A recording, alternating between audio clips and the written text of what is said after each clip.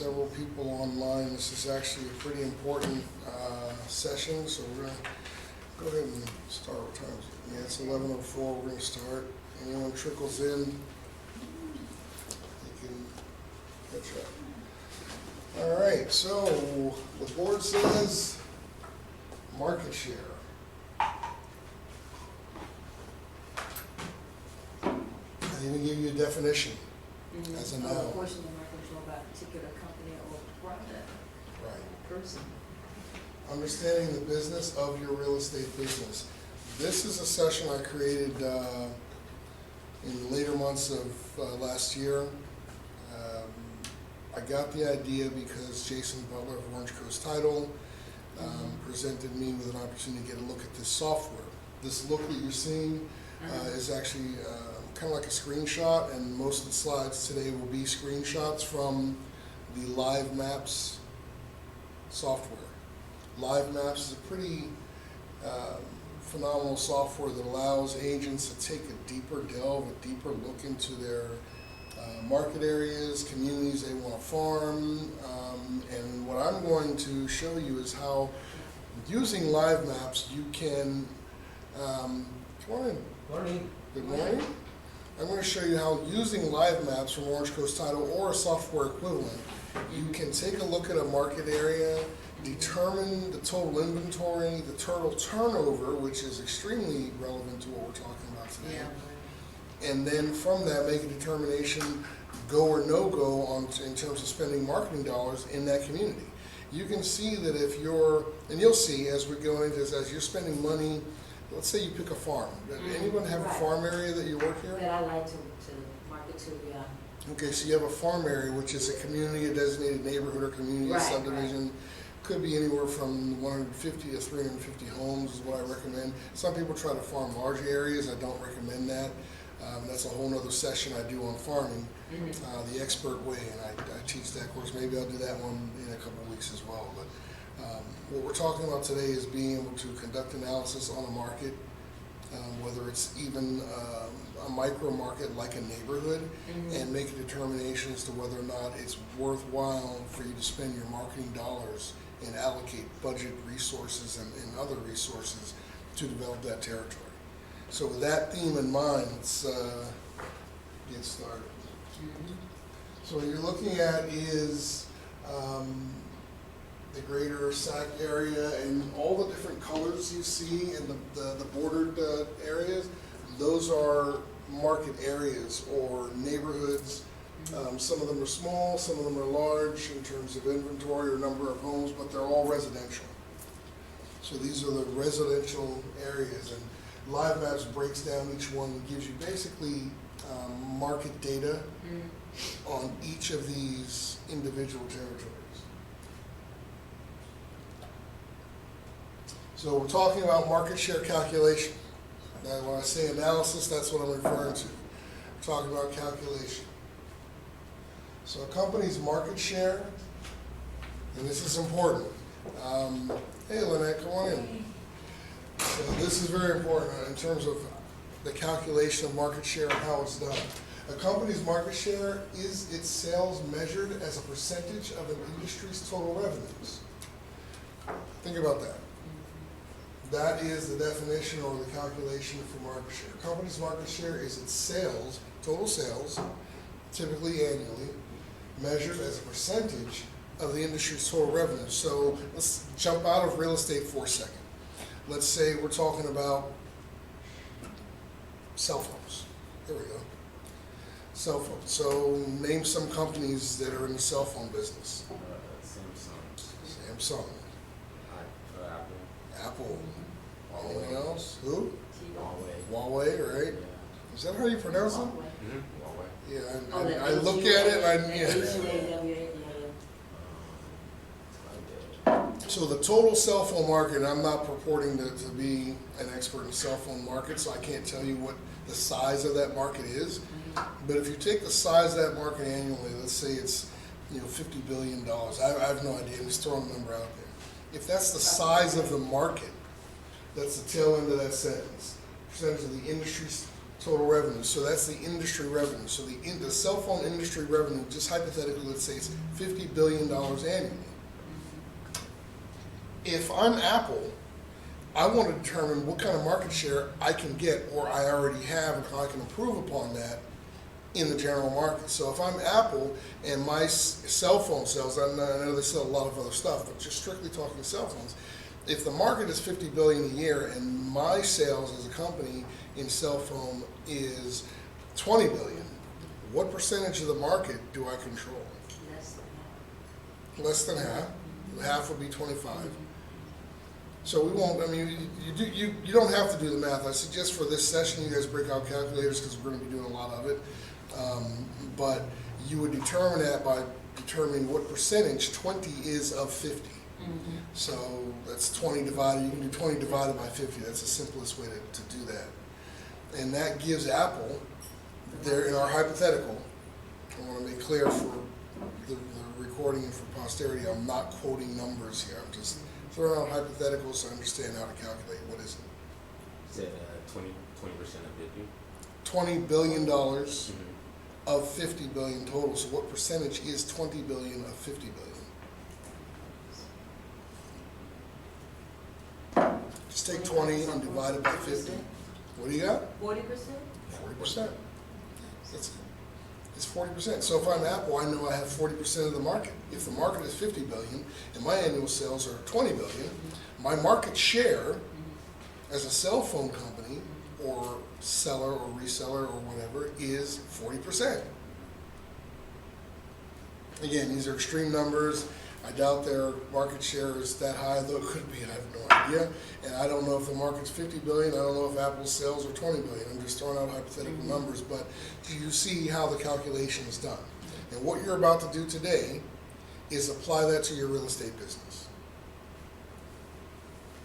Likewise, an agent's market share in a particular community can be calculated identically as a percentage of the community's total sales.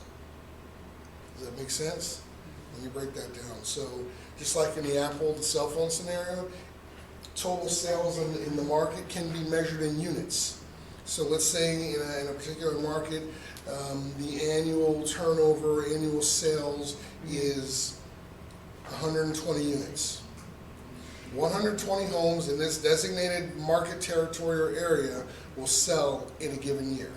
And that's an average based on turnover averages and ratios for that neighborhood.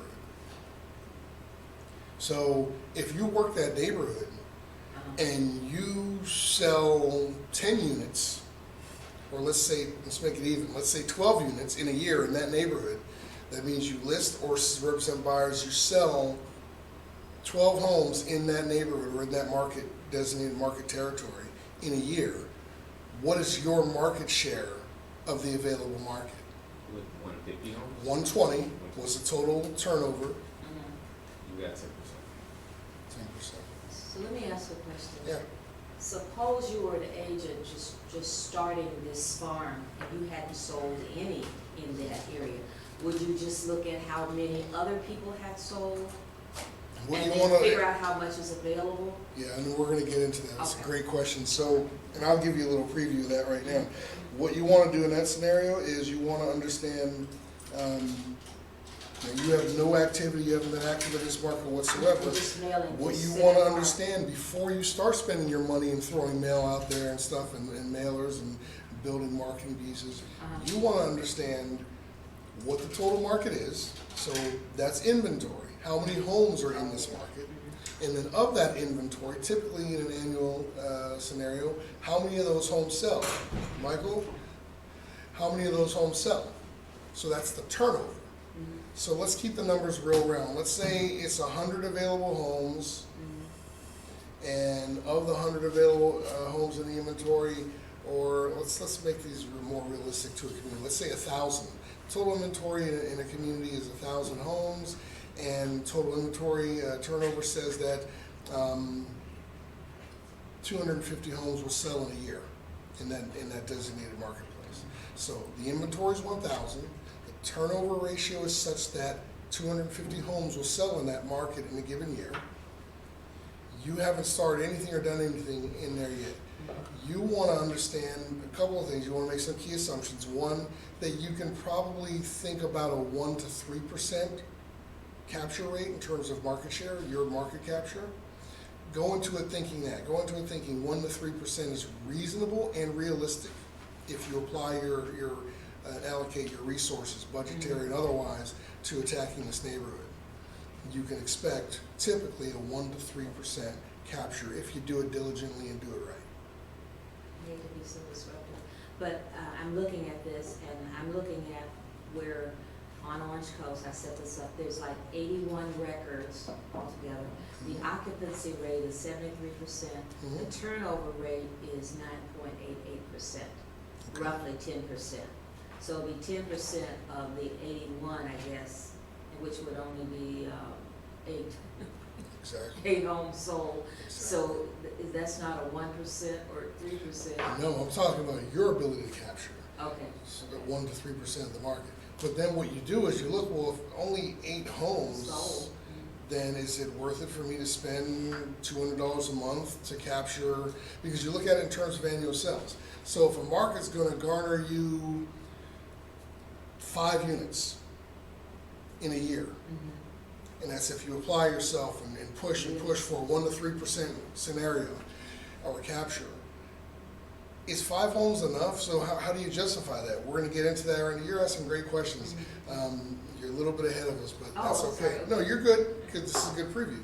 And what you'll see is that as the market promises that you can capture 5, you've got to look at, well, my budgetary is this. I'm spending $100 a month on mail out. I'm taking my time and hitting the neighborhood and door knocking twice a month. Each time I do that, I'm leave behind marketing pieces, which I had to print in color and whatnot. So it's taking time, it's consuming money, and just my general resources as an agent. I'm working this neighborhood hard for 5 sales, and that's where we're going. So here we go. You can determine an agent's market share by dividing their total sales volume or units by the community's total sales over a fiscal period. In our cases today, we're going to be using 1 year, calendar year. Use this measure to get a general idea of the dominance of an agent relative to the community they serve, which goes back to another one of your questions, which is that you can take a look at what other agents are doing. So if you're thinking about going into a neighborhood and you see a predominance of some agent from Keller Signs, listing signs, you can actually check and see what they've done in the neighborhood, understand this material and this data here, and apply that to this, and you can determine what market share that agent at Keller Williams has of this territory. Now, if they've been working this neighborhood for 9 years, they live there, their kids go to school there, and they've got, by the way, a 4 to 5% market share, you might want to consider another neighborhood before you spend all your money coming behind them trying to get crumbs and scraps. Because what I'm going to be able to show you today is that you'll have the ability to determine the monetary value of those scraps and to make a business call, a business judgment to determine whether or not it's worth you investing more dollars into that neighborhood. Sometimes the numbers say, yeah, it is, go for it. And what you learn today is how to do that analysis to make that informed decision. Everybody with me? Yes. So how do you gain market share? This is general stuff. 5 ways you can grab market share today, as in right now. You can go out and hit that neighborhood you were talking about, Andy. You can go out and find that market in your neighborhood, Mike, on Antelope, and you can determine these things right now. Stay relevant through awareness, obviously. One great way to gain market share is to spot trends and market indicators ahead of your competitors. Respond to customers fast. Duh. Laser focus your marketing message and geography. So that means instead of spreading a marketing message across, as you look at the map behind there, and we talked about all these colors, shapes represent a market territory or a neighborhood or a small community, even a subdivision in some cases. Sometimes it's a larger portion of a zip code, some of the larger ones. But as you look at that, don't spread your marketing message across the whole south of Elk Grove or whatever. Pick a designated area, be focused. That's how one of the ways you gain market share is that you focus on a territory. Because marketing and branding specifically occurs as a preponderance of you. I think that's the way I put it in my first book. I called it a preponderance of you is how we achieve branding. Meaning it's repetition. People see you and hear your message and see your message and hear your message and see you and see you. You're in the neighborhood, they're getting market pieces. You've got flyers and postcards in the pizza shop right outside their neighborhood. So it's a preponderance of you that achieves branding. It's harder and a hell of a lot more expensive to do that over a broader territory. If you can consolidate that effort to a smaller territory, you can achieve branding. And when I talk about branding, which is another session I do, we'll do that one, we'll revive that session. I talk about marketing and branding. Understand that branding is the long-term play. Marketing is the short-term play. Branding is long-term. Think Nike. Nike, that swoosh, as they call it, is known the world over. I guess you can find some isolated tribe in the rainforest, or you can go somewhere that's never seen or heard of the swoosh. But I've seen some of those National Geographic shows, and they've got some isolated tribes out there, and they're wearing Nike. Yeah. I don't know where they got it, or how they came. Maybe it fell from the sky, or a cargo ship. I don't know. But We send it to them. we send it to them. Now they probably don't understand the significance of that. To them, it's a warm shirt, or a warm jacket, or a useful pair of sweatpants, or something like that, or shoes. But it's there. Yeah. Nike is everywhere. That's called branding dominance. Now that didn't happen overnight. And you think about the scale to which Nike has achieved that. They did it globally. The entire planet knows Nike. That didn't happen overnight. Again, they had to spend hundreds of millions of dollars and decades to achieve that. Now, I don't think any of you here or online have hundreds of millions of dollars, or next several decades, maybe like 100 years, 90 years, to achieve that type of branding. But what I show you in branding and my branding lessons is that you can achieve the same in a consolidated space in a minuscule fraction of the time and spending a minuscule fraction of the dollars that Nike did to achieve the same result globally. It's just about the breadth of your effort. If you want to brand yourself globally, well, you know what you got to do. It's going to take you probably the next 70 to 100 years, and it's going to take you hundreds of $1 billions in the process. If you want to brand yourself in one subdivision in 95758, I'm telling you, you can do that in under 2 years and for hundreds of dollars, maybe a low thousands over the 2-year stretch, but hundreds of dollars instead of hundreds of millions of dollars. 2 years instead of 75 years. You can do this. And it's because the territory in which you're doing it is smaller. That's it. No other reason. So execute consistently, stay on message, work to penetrate the entire market. Those of you who understand marketing know that you've probably heard a statement called the 8 touches rule, or the 8 touches of marketing.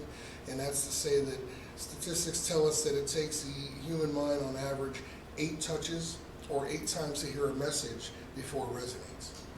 Think of a jingle that you know in a commercial. What's the one, the carpet place? Can anyone think of it? Oh, yeah, the one that they come out to your house and there, I know. S&G? S&G. Oh, S&G. Why do you know that? Well, I didn't have them come put my wood floors in, but yeah, S&G. They got a cool jingle, S&G Yeah, we carpet, heard where it in carpet that. is affordable, or flooring is affordable. I can't remember, but you all know the song. Carpet is Oh, so- Where flooring or carpet is affordable. Affordable, Da-da. yeah. Okay, now why does that resonate? Because you've heard it a million Oh, Yeah, times. they That's keep- But what statistics and science actually tells us is it only really takes 8 in a consolidated period of time, so it can't be 8 over a year. But if you hear that jingle 8 times in a month, it's going to begin to resonate.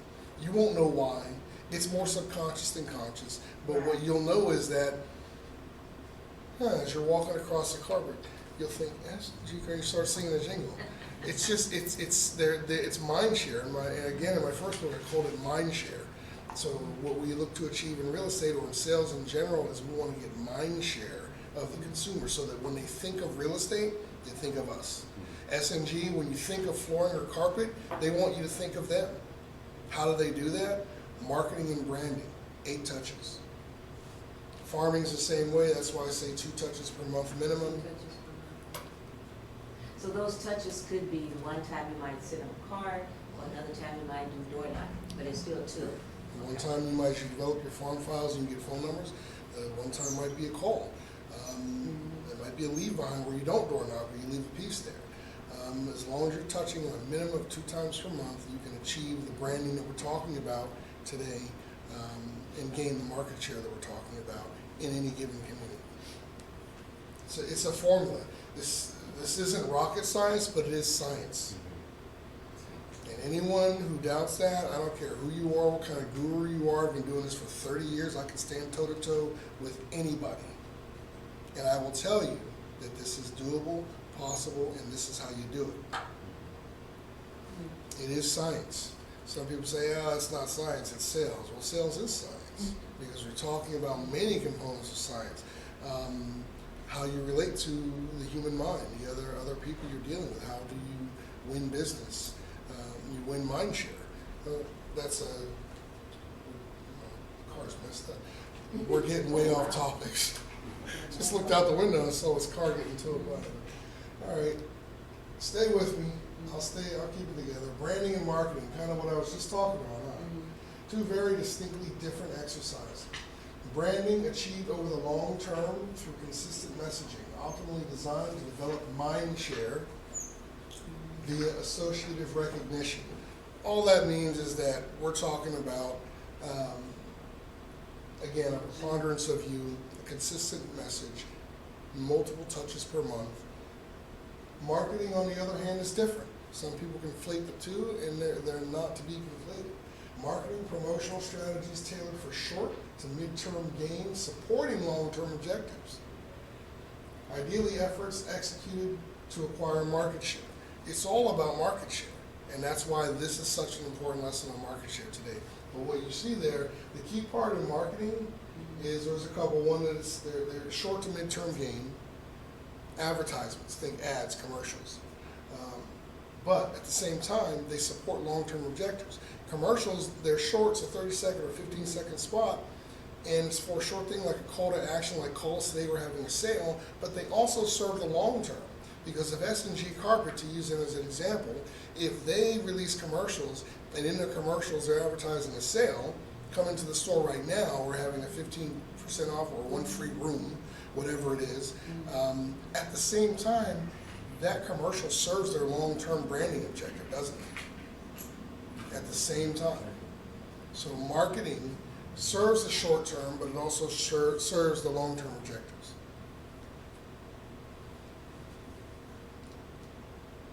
And consistency is critical to both. You guys can't hear me say that enough. What you do once, you must continue to do. It's not enough. And it's most notable in our industry when agents come to me and say, well, how's your farming effort going? I say, yeah, it didn't really pan out. I don't know. I think I'm kind of wasting money. Oh, right, okay. So how long were you really at it? I gave it a couple of months. A whole 2 months? Oh, okay. Well, that's not going to work. It's a farm. You got to plant the seeds first. Before you do that, you got to turn and cultivate the soil. Then you plant the seed. Then you cultivate the seed and the budling or buds or sprouts that come out of that. So it's going to be some time and some care and resources allocated before you can reap a harvest. Pure and simple. So you tell me you went out there, you worked your farm for a couple of months, you did a couple of mailers, and you walked the neighborhood, once with your kids. Okay. Yeah, those people have no idea who the hell you are. It's like a gnat that didn't buzz in their ear, it just flew by. How recognizable or notable is that gnat? Barely perceptible to the human eye. But the one that buzzes in your ear just won't go away. I hate to compare, you know, our sales efforts here to a pest, but the reality is kind of similar. You gotta get noticed. And by the way, just like in the Nat community, if you sit in your backyard on a Sacramento summer, you're not the only one out there. Thousands. So you gotta get attention. All right, so here we go. Is everyone ready for this lesson? Yep. You got calculators ready? Okay. So before we get started, I just wanted to set that up, say, when you're looking at a neighborhood and you're conducting this analysis, you can, some neighborhoods, and Live Maps will give you this data in advance, some neighborhoods aren't even worth the effort of even looking or conducting the analysis. If you've got a neighborhood with a 3% turnover, just go to the next neighborhood. 3% turnover is not enough. So ideally, just as an FYI, we want to consider neighborhoods that have a 6% to 11% turnover. This is the ideal range when you're considering whether I should jump into a neighborhood, yeah. And just using the math that you taught us alone, we can go into the MLS and look that up, right? Yeah, or Live Maps. Live Maps. Yeah, this, you know, it's in the MLS you can find it, the data's there. Live Maps just consolidates it and says, pick a neighborhood, here's all the data about that neighborhood.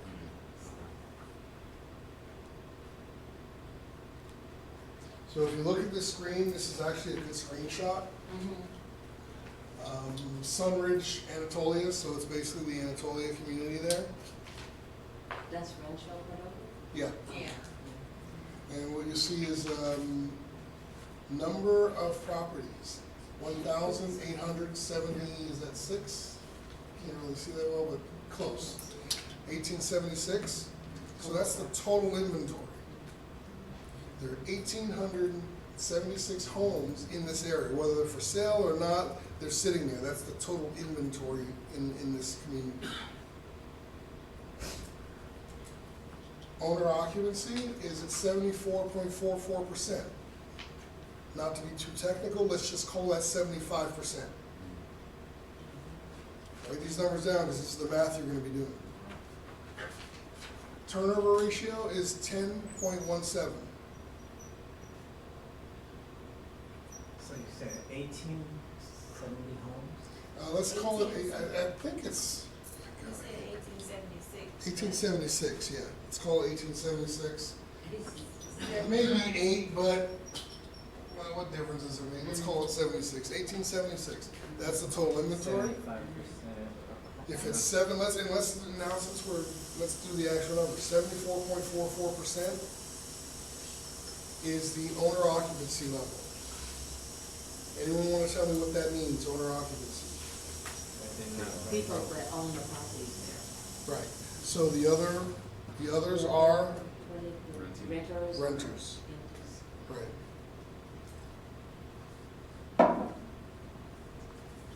Even if the home is empty, it still will be determined to be owner occupied or not. Don't rely too heavily on the occupied portion. It's the front word. So is that property owned and occupied by the owner? If they moved out, moved into a vacation home and left the home vacant, it's still probably going to register as owner occupied. If there was a tenant in there, so in other words, if the home tax record shows that the home is owned by a certain party or individuals and it's receiving mail or occupied by a different set, that's going to be determined to be non-owner occupied, renters. Turnover is, Huh? I can't see it, turnover, 7.1. Oh, turnover was 10.17. 10.17 is the turnover rate. So what the question I'm going to ask, and I want you to calculate before we go on, is if the total inventory is 1876 and the turnover rate is 10.17, turnover rate, by the way, indicates how many homes will turn over, will sell in the year. Statistically, Anatolia, the software is telling us that typically that turnover rate or ratio is 10.17. So if that is in fact the case, how many homes is that? How many units? We're talking about units today. Units will be the focus. 190.78. What is it? At 190.78. 190.78, okay?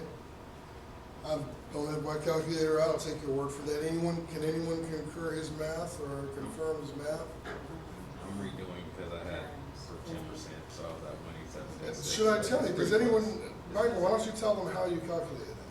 I just did, 1,876 times 10.17%.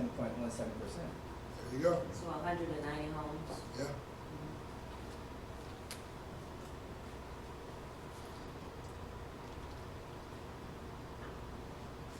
Now, the owner occupancy figure is also important and can be important to you because that can be relevant depending on your focus. If you want to focus on renters, let's say you come into the business and you want to make your focus first-time home buyers. 74.44% of these folks are not your clients. They're not first-time home buyers. They already own the home they're living in. So if you're a first-time home buyer specialist, you want to flip through this software looking for a neighborhood with a lower owner occupancy rate because that means there's more renters in the community. So maybe something around 50%, 60%, 55% or less owner occupancy will give you a neighborhood that has a large segment of renters. You can market to those renters and show them the benefits of home ownership, the whole own versus rent comparison graphics and marketing pieces that you can have in your Berkshire library. So all these numbers are relevant. And this is what I want to get to. I want you guys to understand the numbers. That's why that first slide said understanding the numbers of your real estate business. A lot of people think you just get out there and you sell. It's just, if you go out there and do that, you can achieve success in a great market maybe, but when things get tighter, you really need to understand your business and how this industry works. You really need to understand it from the perspective of allocating resources, budgetary and otherwise, because things are tighter. You can't afford to spend and waste money in a neighborhood that's not going to produce significant results. You're throwing your money away. You're not going to be able to achieve market share in a neighborhood that's dominated by a massive mega agent with a team. You're throwing your money away. Understanding the numbers of this business is understanding your business. This is a great start. So this is how I break down. This is my math. This is how I break down the Sunridge Anatolia neighborhood based on the information here to the right in the white. So market share. We're talking about a market share of what? What is the market? We're talking about a share of the market. You have to understand and define the market first. The market is 191 units. The market is not 1,876 units. That's the inventory. The available market to you, because you're in real estate sales, is how many homes will sell in a year, not how many homes are sitting there. Got that? So the available market is 191 units to you. So break it down further. Do the math. You can get on the MLS and do comps. You guys do it all the time. So do comps to conduct analysis for yourself, for your business, not just to determine value of a potential client's home. Do the comps. The average value in Anatolia, at least when I prepared this presentation at the end of last year, was $490,000. Break that down further. You know what your commission split is. And you can figure out what I did. I did certain key assumptions. I'll let you know what they are now. I did a 2.5% commission, assuming that the agent will represent one side of the deal at 5%, not 6%. So if the average home value is $490,000, do the math. If you're an agent and let's say you're at 80% commission split, on a 2.5% commission, it's $9,800. You guys starting to kind of feel where I'm going with this? One unit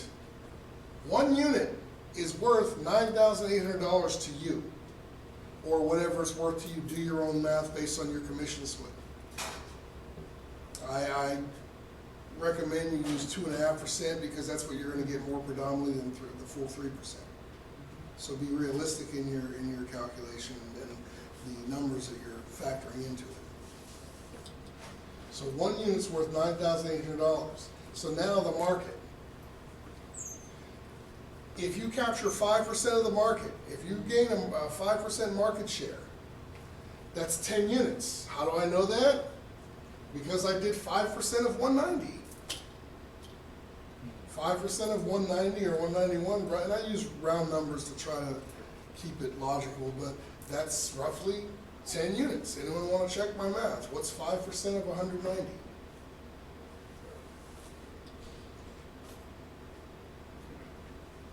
I think I did this at like 3 in the morning, so I could be wrong. 9.5. 9.5, there you go, so I rounded up to 10.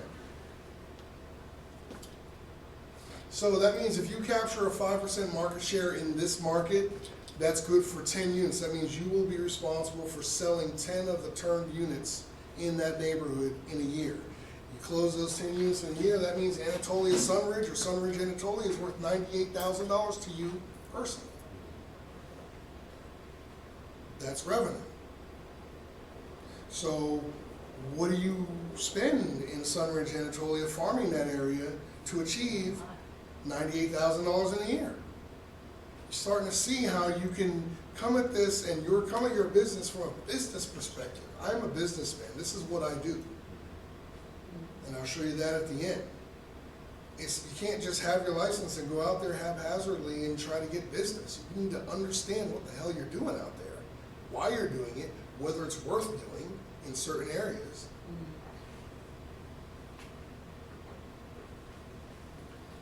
Let's jump down, and these are real numbers. Let's say you get a 10% market share. Wow, that's 20 units in Anatolia.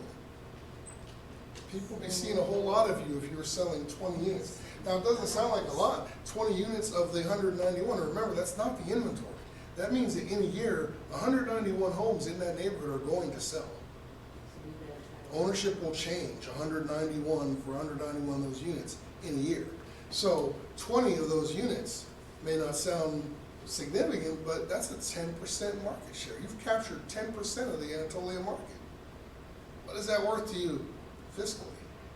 Annual revenue, $196,000 in one neighborhood. Is it worth working that neighborhood to try and get 10%? And you sit there and you ask yourself, you're sitting there, you may say, well, is it realistic that I can get a 10% market share? Not immediately. It's not going to happen overnight. Remember, Nike, hundreds of millions of dollars, 70 to 100 years in the effort, or whatever it was, but decades. The reality is, as I said, you can achieve this in a consolidated, smaller area for a fraction of the cost and in a fraction of the time. 2 years for hundreds of dollars.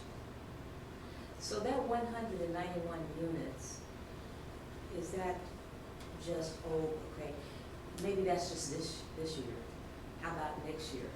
Or is that just an average of what's going to sell? It's an average. So statistics are calculated on an annual average. They look at the last year, the last 2 previous years perhaps, and they come up and determine averages. Or at the end of the year, they can actually tell you what it really is. At the end of the year, they can look back at the year and see how many homes sold and give you an actual hard number. Other than that, they develop over a 3-year period. Usually, statistics are consolidated and factored out of a 3-year time span, and that tells you that the turnover is 10.17 in this neighborhood.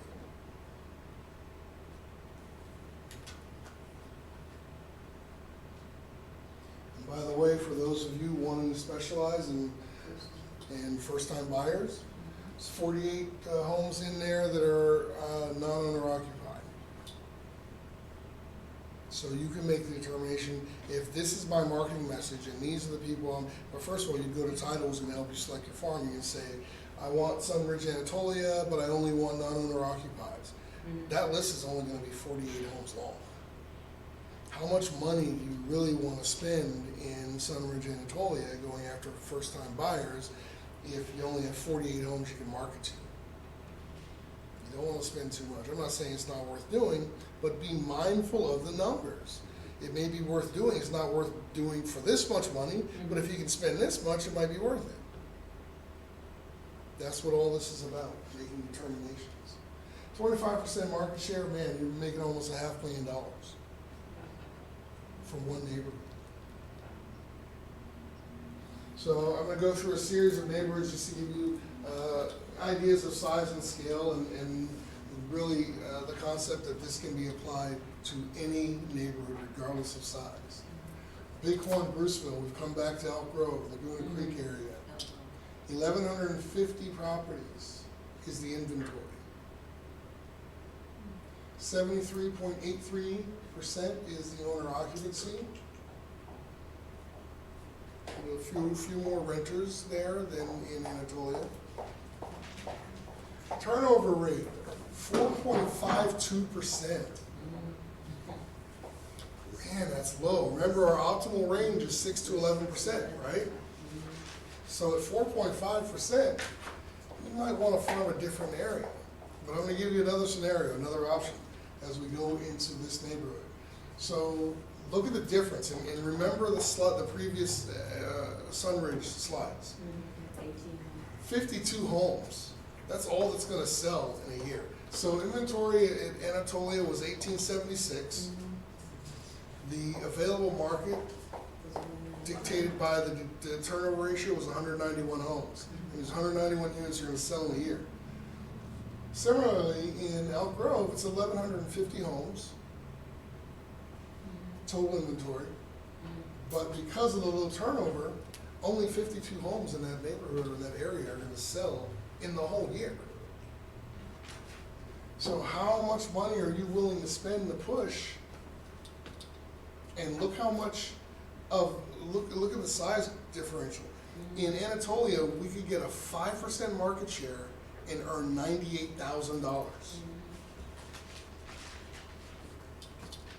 Here, we have to get a 15% market share, which you'll see in later slides.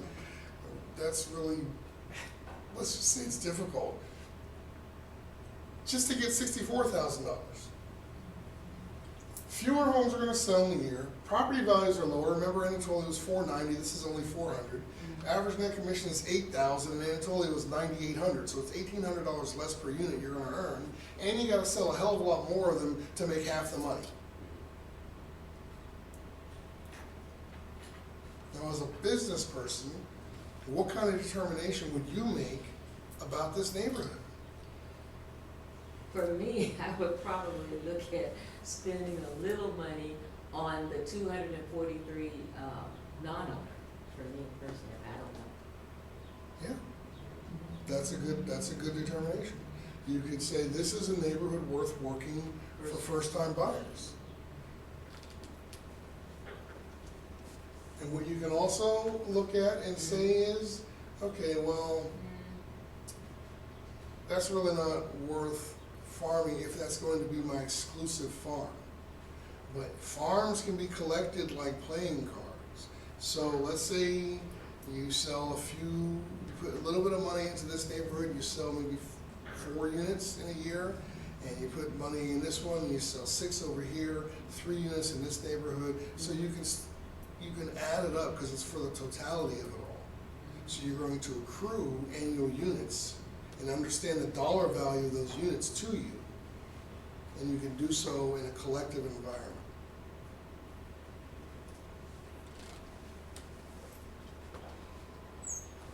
But at 4.52, my first thing would be, yeah, we'll find another neighborhood. That's not a lot of homes. Franklin, Bighorn, Laguna Creek, a different area, still in Elk Grove. 6.53% is a turnover. Okay, I'm gonna look a little deeper into this neighborhood. All right? Owner occupancy, 71.39%. As you can see in the next slide.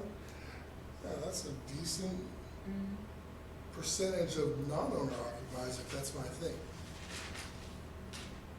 Inventory, low, so it's a smaller area.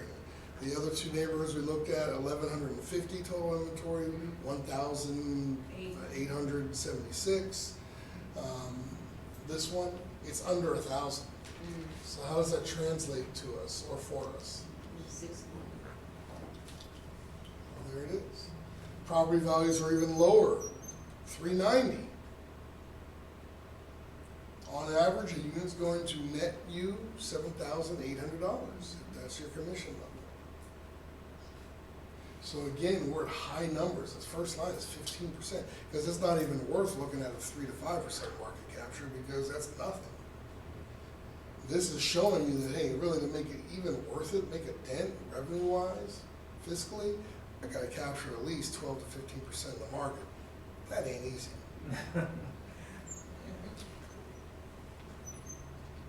78,000, I capture 15% of the market, sell 10 units. It's not a lot of units, it's doable, but it's only gonna net me $78,000. So that's good.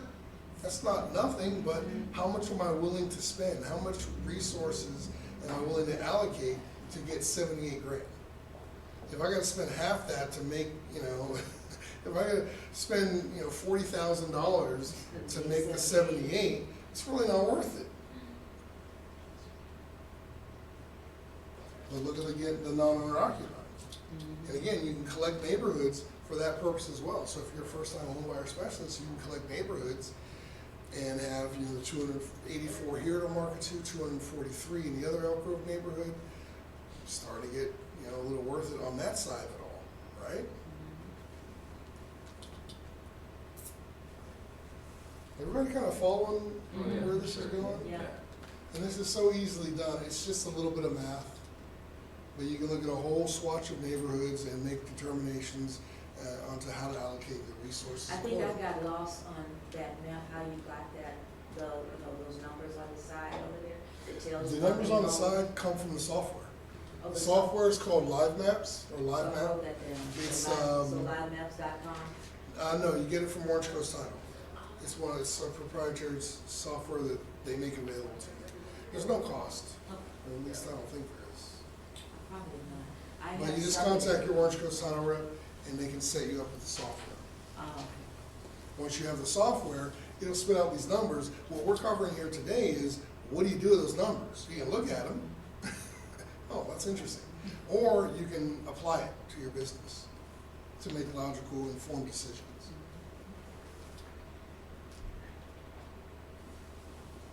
Upper Zender Park. Anybody familiar with that area? It's Elk Grove somewhere, yeah. It looks like it's where? next to, close to the fire. It's on the lake that's to the left. Is it close to the vibe? Looks like, is that Apple there? Camino Park, You see it? Valley High Country Club. Oh, this is at Franklin. It's my country club. Valley High runs along Laguna and Franklin. Yeah. So this is west of Franklin.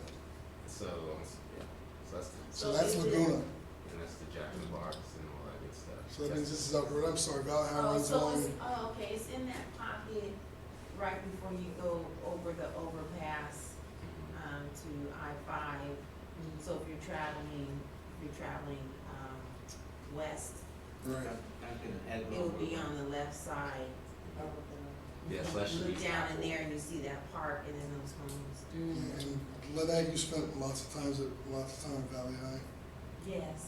So Elk Grove Boulevard and Franklin. So this is west of, on Laguna, starting at the border by Laguna, it's west of Franklin. It's a small neighborhood, but 515. It's a small area, I should say, but there's a lot of homes packed in there for that small area. We have a couple of our daughter's friends that live in that neighborhood, and I can tell you that they're nice homes, but the yard sizes are terribly small. The setbacks are very minimal, homes are close together, no real yard size. That's how they fit 515 homes in such a small area. So it's 515 is the total inventory. Owner occupancy, 76.12. Not a lot of renters in this area. Turnover is great, 6.99%.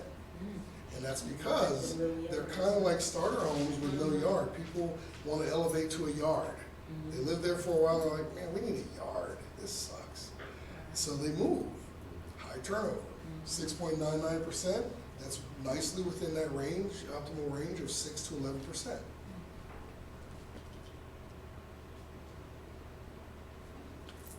You know what's next? Look at that number, 36 units. 36 units is the total available market based on that 6.99% turnover of the total 515 home inventory.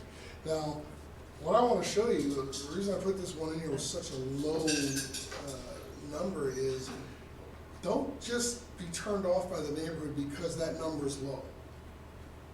Because that means you can establish total dominance without a whole lot of effort. Because let's look at 25%.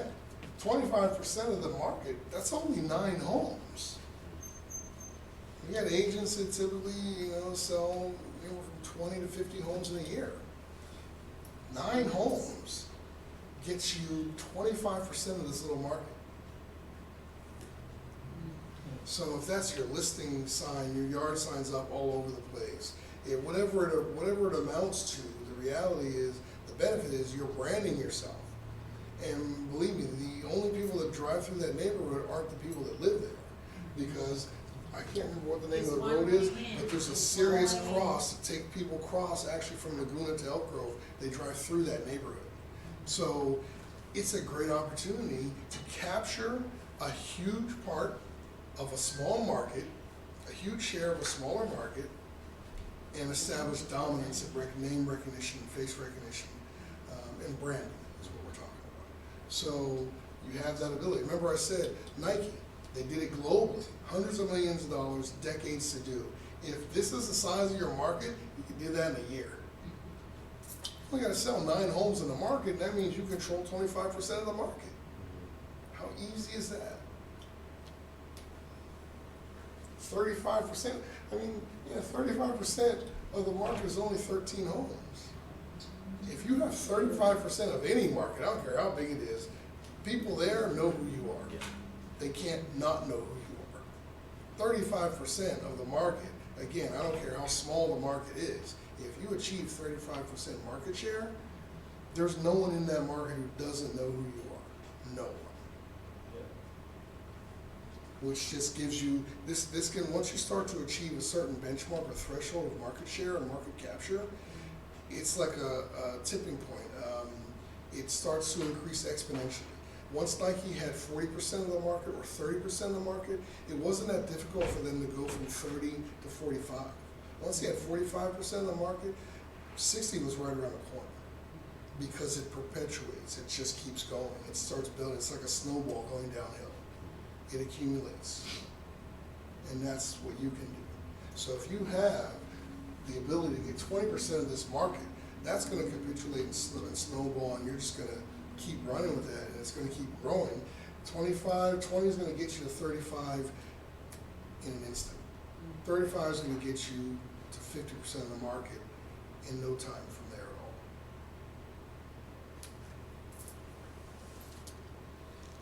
Again, that statistic, as we said, we noted there were fewer renters in this neighborhood. So 124 homes out of 515 are non-owner occupied, 24%. Laguna Park,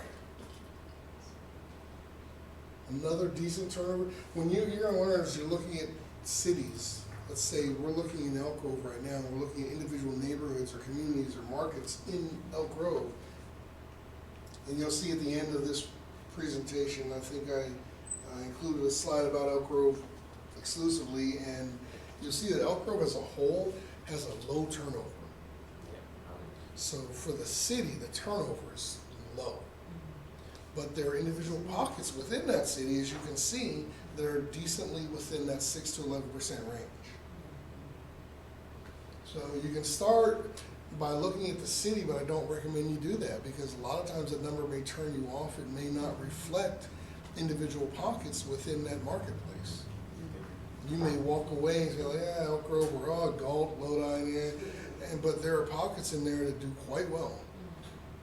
Good home values, high turnover, so worth looking. So worth looking at, all that to simply say is worth looking deeper than on a macro or city view. It's worth looking at the micro level individual communities within that city.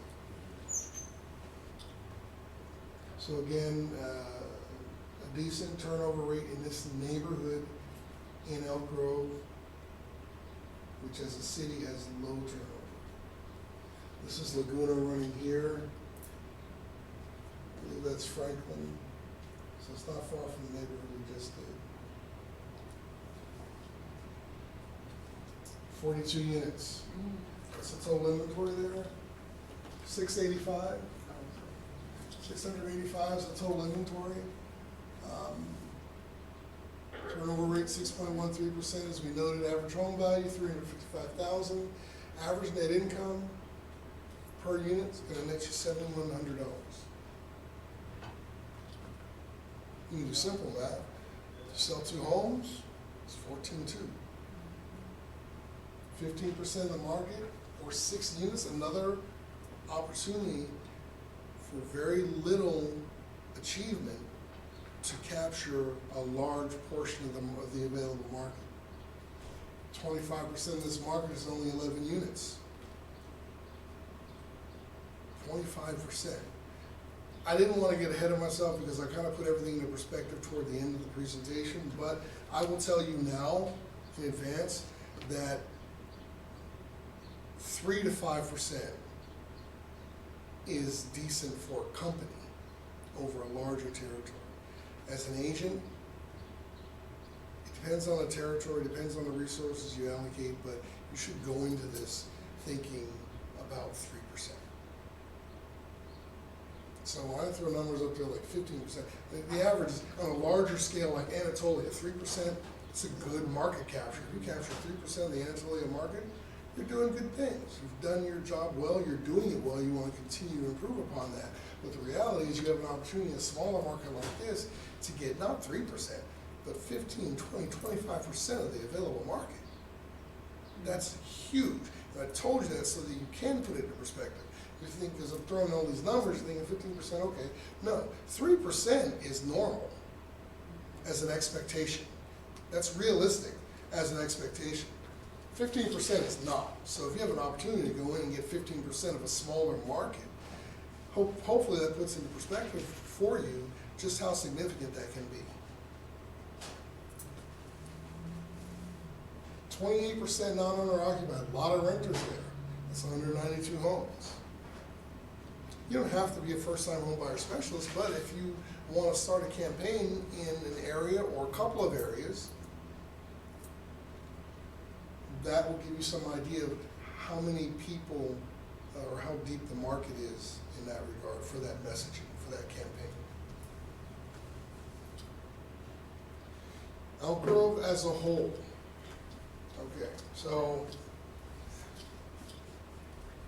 you guys don't want to look at cityscapes because we're total urban territories like that, because again, Nike, hundreds of billions of dollars, it's too big. You'd have to, spend and allocate way too much in the way of resources to achieve any resonance at all, even a percentage of a percentage, like a 0.5% of market share in an entire city. And you probably wouldn't be successful even at that point because there's just too many other operators. You have a question?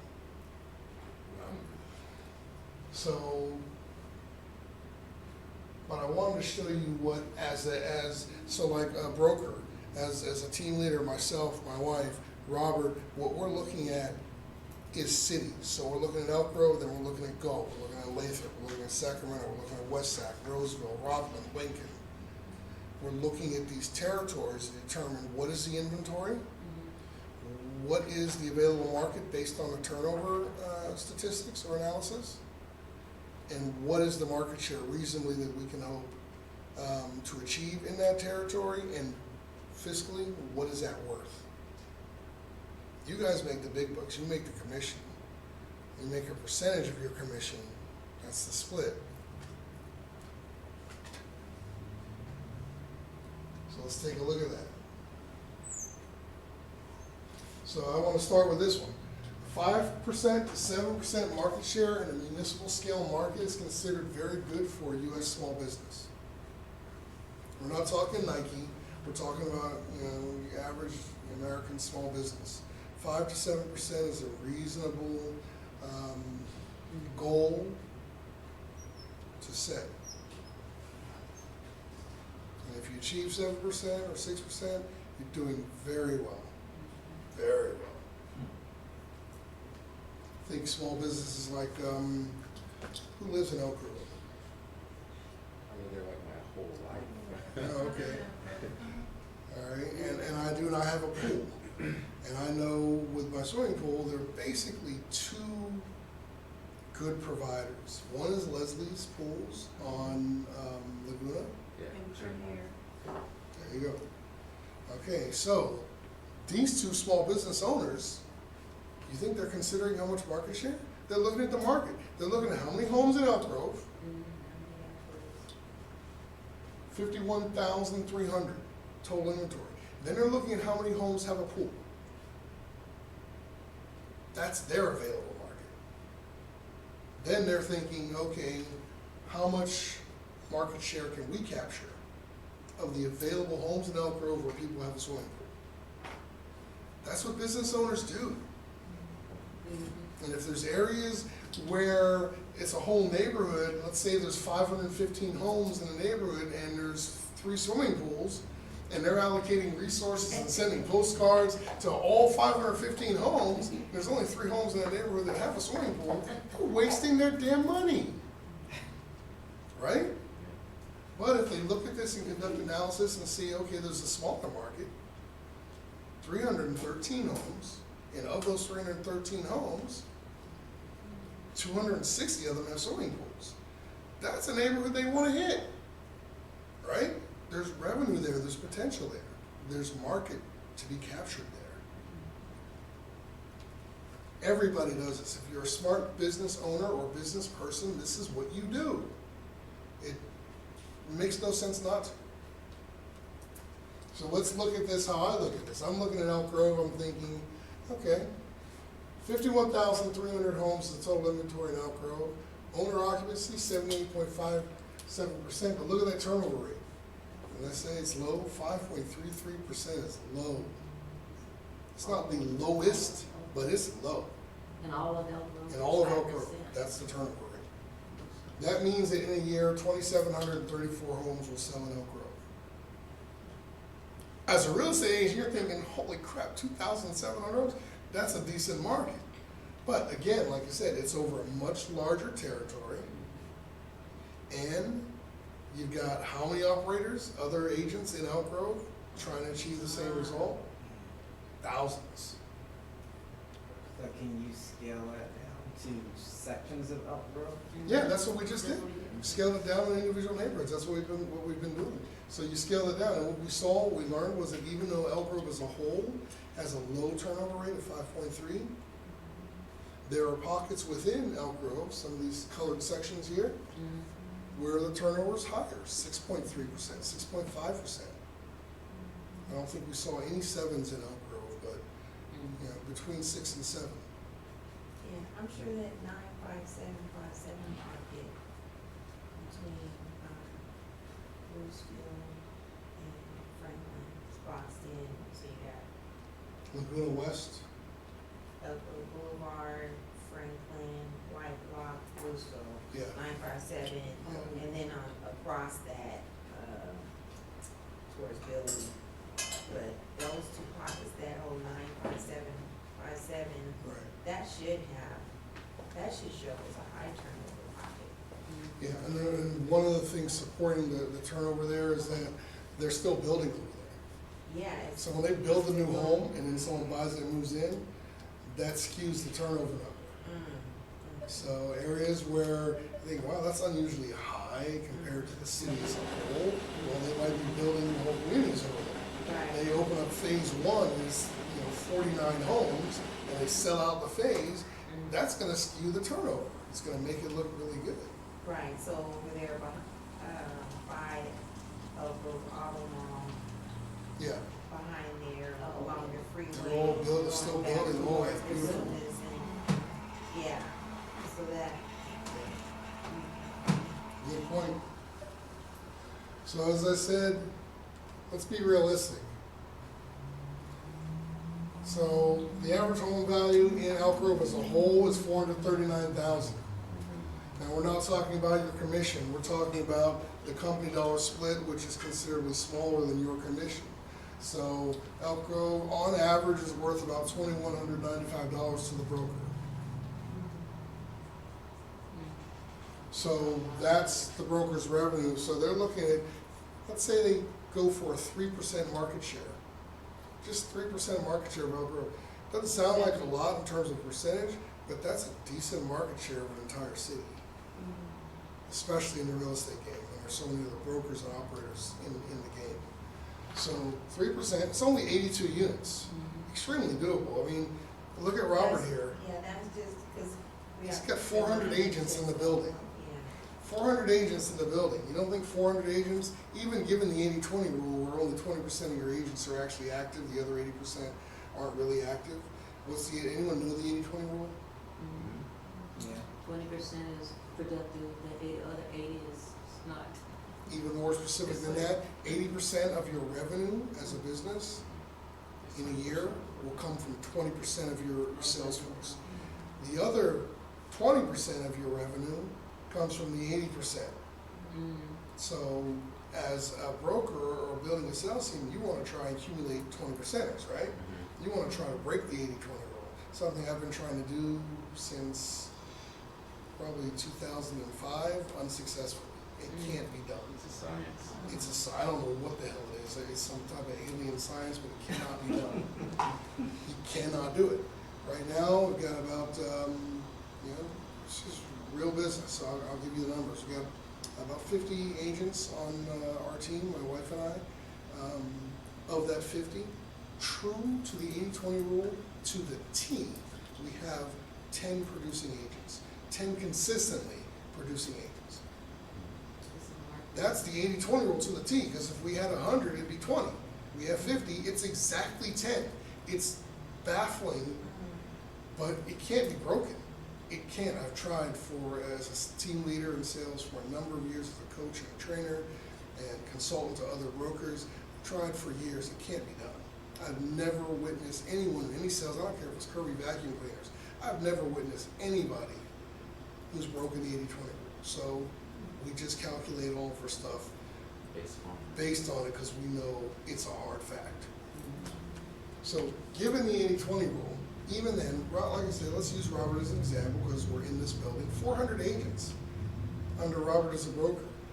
I think 400 agents, even given the 80-20 rule, can't sell 82 homes in Elk Grove? Hell yeah, they can. It's not that significant. It's doable. 5%, 137 units? Why not? If our office was squarely situated in Elk Grove and we were really headquartered and branched out from Elk Grove, even though we served other territories, 7% would probably be realistic. This is a big office, there's a lot of agents, 7% would be realistic. So what you look at as a business owner is, okay, if we can achieve a 5% market share in Elk Grove, that's worth about $300,000 in annual revenue to my business. And obviously I want to be doing a lot more than that if we've got 400 agents in the building. So I'm looking to do two things. I'm looking to increase that, and I'm also looking at other cities and seeing what percentage of my agents are active in those cities, and what is a reasonable, realistic expectation of market capture or market share in those cities. And I add it.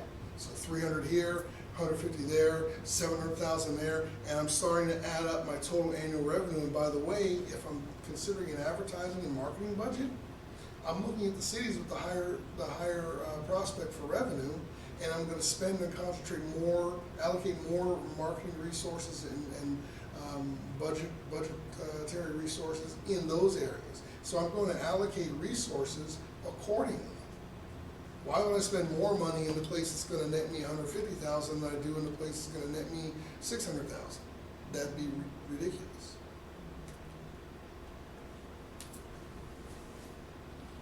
So all we've done today is what, and this isn't new, this is what business owners do. Inside the real estate industry, outside the real estate industry. If you're a business owner, I use the example of the pool service companies. So it's any business owner. This is what business owners do. What we've done today is show you that as a real estate agent or a loan officer, you are a business owner. You should be doing this too, and I've just shown you how to do that. And hopefully I've conveyed the importance of doing it. Also, the ease of which it can be done. It's not hard. You only need a few factors. You need the total inventory. You don't even really need to know the owner occupancy, but you can do that. And then the turnover. This Live Maps application gives you all of those numbers, and I've just given you the formula on how to calculate and use that to your benefit for your business.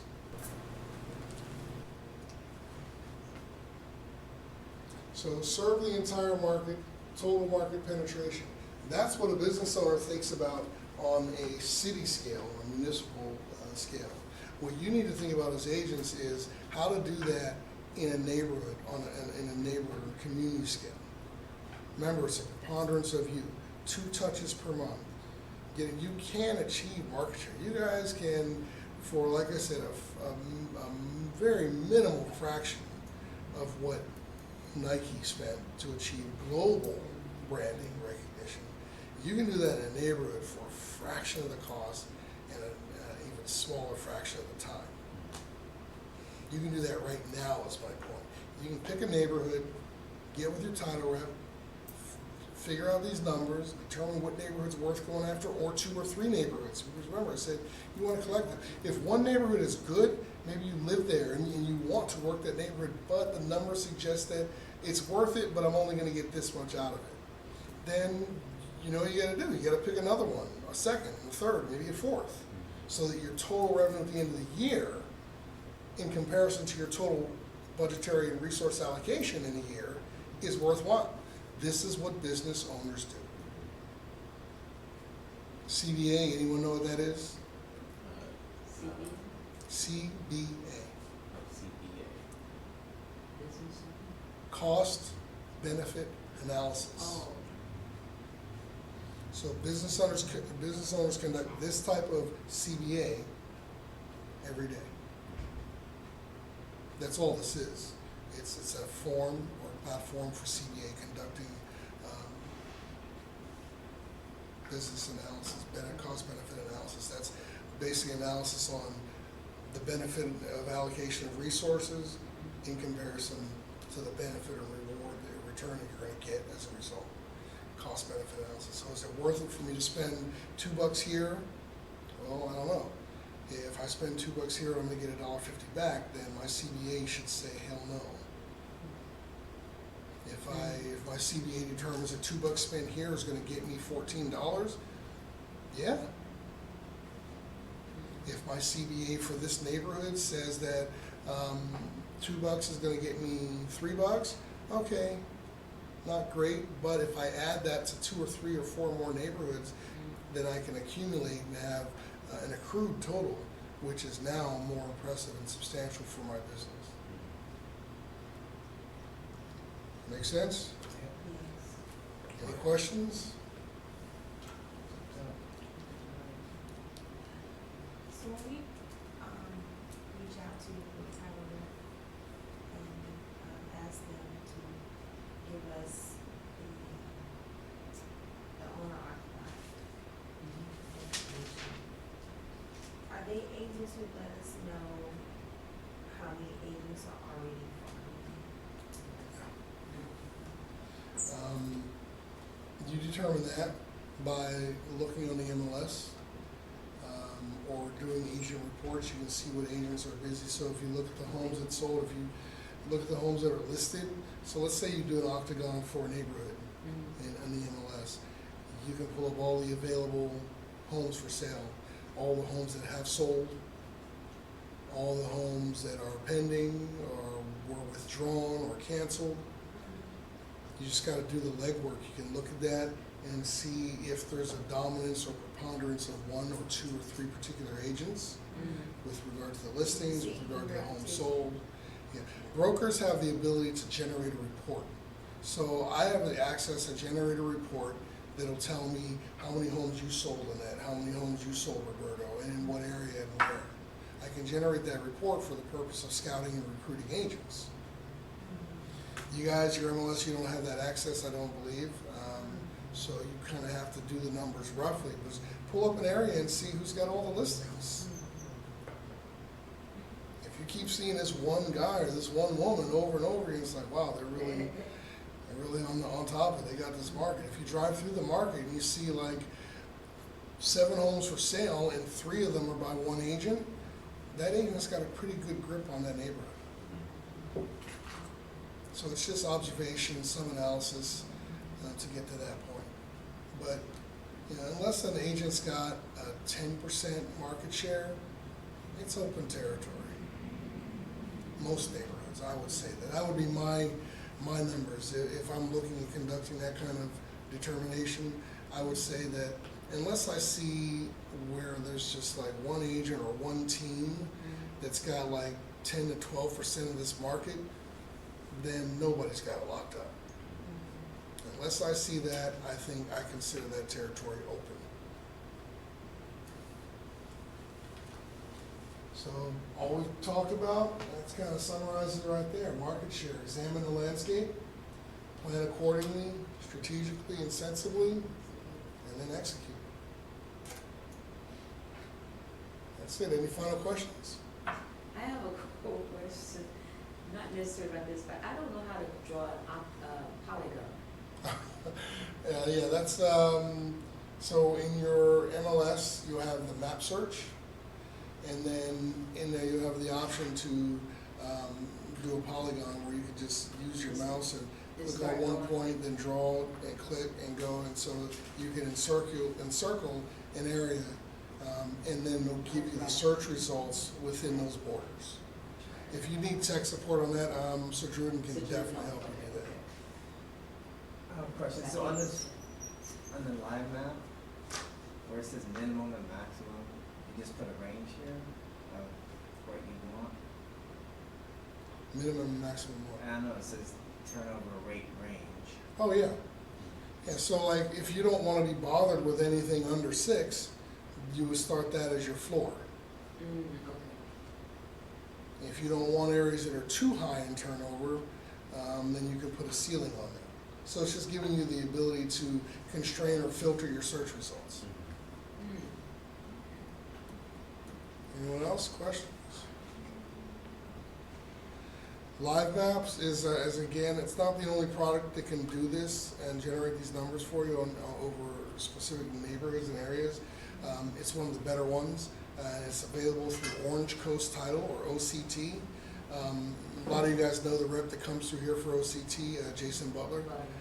Definitely get with Jason. He can hook you up with Live Maps. They've got lots of other software too, but yeah, very useful.